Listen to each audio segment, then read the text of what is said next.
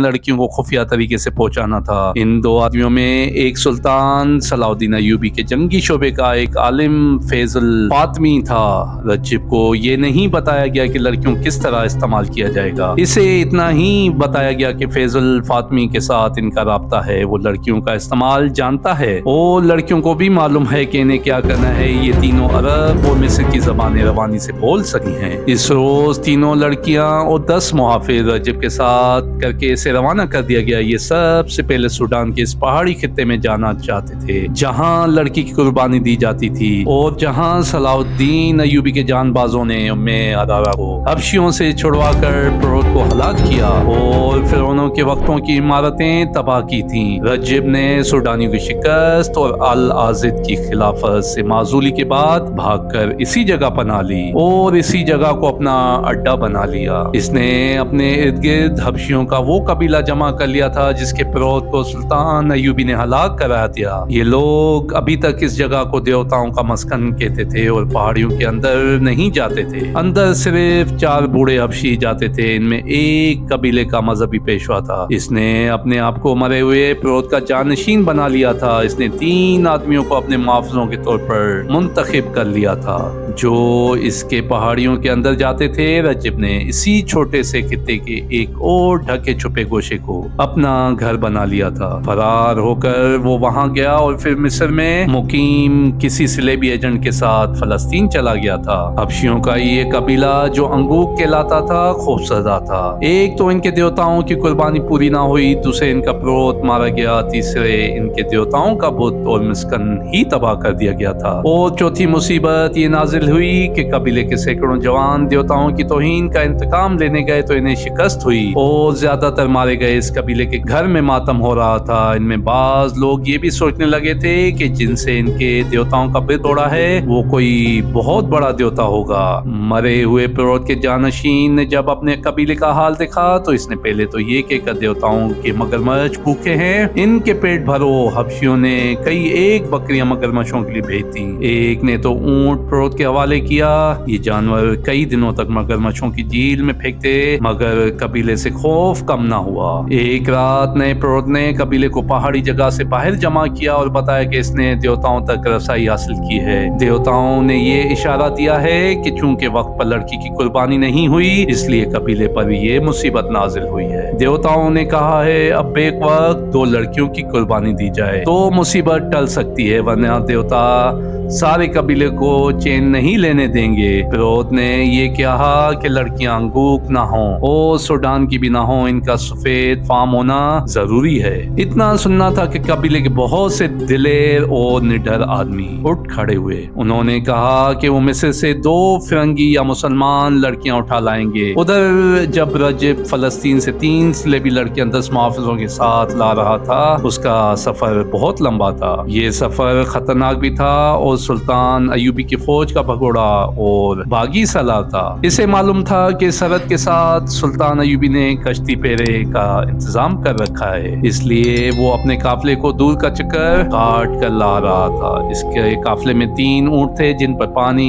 खुराक और सिलेबियों का दिया हुआ बहुत सारा सामान लदा हुआ था। बाकी सब घोड़ों पर सवार थे। कई दिनों की मुसाफत के बाद वो देवताओं की पहाड़ी मस्कन पर पहुंच गए। इससे एक ही रोज पहले कबीले के प्रोत ने कहा था कि 2 सफेद फार्म और सूडान की बाहर की लड़कियों को कुर्बानी देनी है। रज्जिब सबसे पहले प्रोत से मिला। प्रोत ने इसके साथ 3 सफेद फार्म और बहुत ही हसीन लड़कियां देखी तो उसकी आंखें चमक उठी। ये लड़कियां कुर्बानी के लिए मौजूद थीं। इसने रज्जिब से लड़कियों के मुतालिक पूछा तो रज्जिब ने इसे बताया कि इन्हें वो खास मकसद के लिए अपने साथ लाया है। रज्जिब लड़कियों को पहाड़ियों के अंदर एक ऐसी जगह ले गया जो सरसब्ज और खुशनुमा थी और 3 अतराफ से पहाड़ियों में घिरी हुई थी। वहां रज्जिब ने खेमे गाड़ दिए। लड़कियों को चोरी छुपे मौका महल देकर कायरा में 2 आदमियों के हवाले करना था जिनके अते पते से सिलेबियों ने दिए थे। लड़कियों की आराम और आसाइश का पूरा इंतजाम था। रज्जिब ने वहां शराब का भी इंतजाम कर रखा था। रात उसने सफर से कामयाब लौटने की खुशी में जश्न मनाया। सिलेबी मुहाफिजों को भी शराब पिलाई, लड़कियों ने भी पी। आधी रात के वक्त जब मुहाफिज और इसके चंद साथी जो पहले ही वहां मौजूद थे सो गए तो रजिब एक लड़की को बाजुओं से पकड़कर अपने खेमे में ले जाने लगा। लड़की इसकी नीयत पाम गई। इसने कहा, मैं तवाइफ नहीं, मैं यहाँ स्लेब का फर्ज पूरा करने आई हूँ। मैं आपके साथ शराब पी सकती हूँ मगर बदी कबूल नहीं करूंगी। रजिब ने इसे हंसते हुए अपने खेमे की तरफ घसीटा तो लड़की ने अपना बाजू छुड़ा लिया। रजिब ने दस्तराजी की तो लड़की दौड़कर अपनी साथी लड़कियों के पास चली गई। वो दोनों भी बाहर आ गईं। उन्होंने रजिब को समझाने की कोशिश की, वो इन्हें गलत ना समझे। रजिब को गुस्सा आ गया। इसने कहा, मैं जानता हूँ तुम कितनी पाकबाज बेहयाई तुम्हारा पेशा है।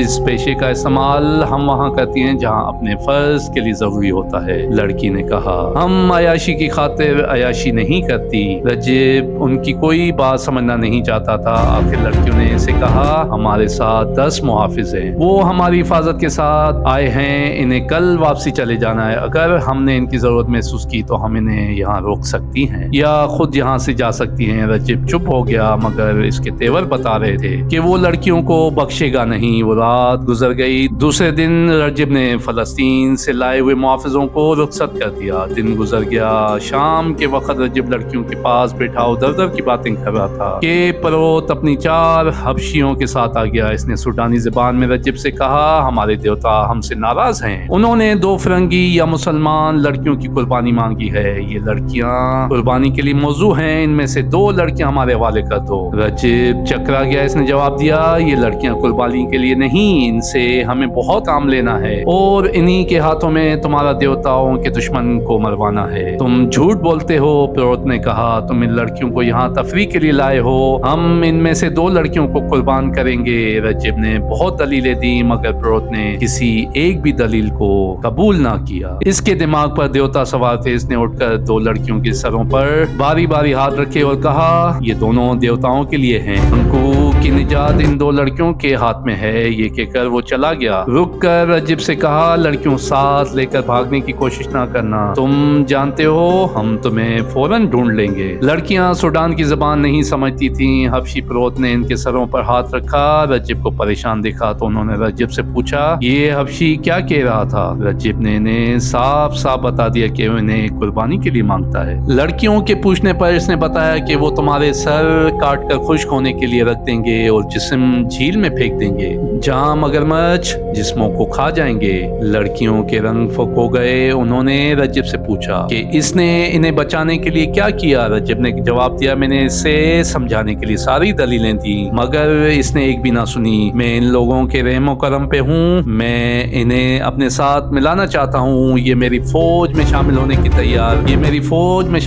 के लिए तैयार हैं लेकिन अपने अकीदे के इतने पक्के हैं कि पहले देवताओं को खुश करेंगे फिर मेरी बात सुनेंगे। रजिब की बातों और अंदाजे से लड़कियों को शक हो गया कि वो इन्हें बचा नहीं सकेगा, इन्हें खुश करने के लिए बचाने की कोशिश नहीं करेगा। उन्होंने गुज़िश्ता रात रजिब की नीयत की एक झलक देख भी ली थी। इससे वो मायूस हो गई थी। रजिब ने इन्हें रस्मी तौर पर तसल्ली ना दी, वो इन्हें बचा लेगा।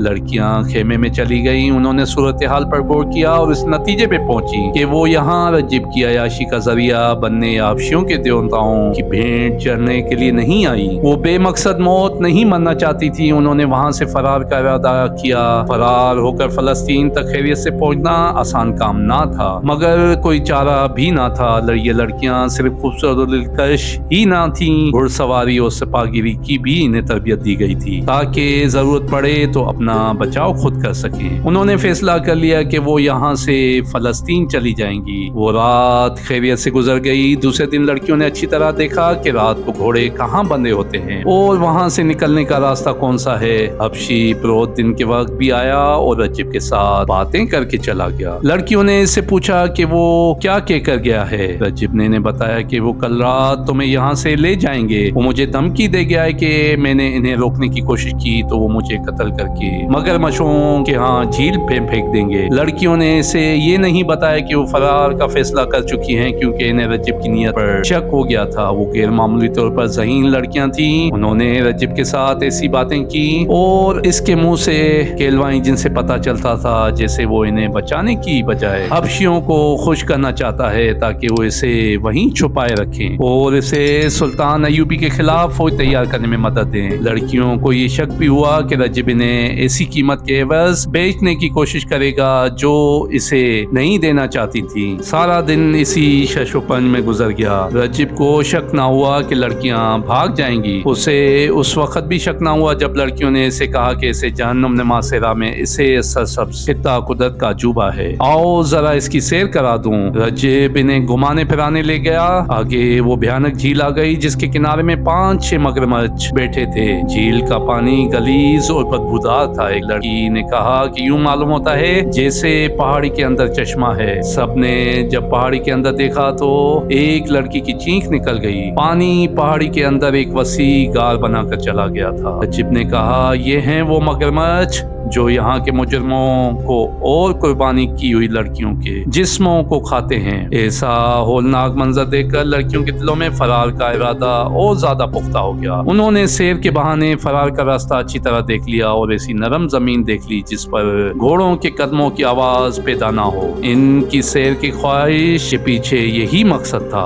ادھر حبشی پروت قریبی بستی میں بیٹھا تھا۔ قبیلے میں یہ خوشخبری سنا رہا تھا کہ قربانی کے لیے لڑکیاں مل گئی ہیں اور قربانی آج سے چوتھی رات دی جائے گی جو پورے چاند کی رات ہوگی۔ اس نے کہا کہ قربانی دیوتاؤں کے مسکن اور مبد کے کھنڈروں پر دی جائے گی۔ اس کے بعد ہم یہ مبد خود تعمیر کریں گے۔ جب یہ مبد تعمیر ہو جائے گا تو ہم اس قوم سے انتقام لیں گے جنہوں نے ہمارے دیوتاؤں کی توہین کی ہے۔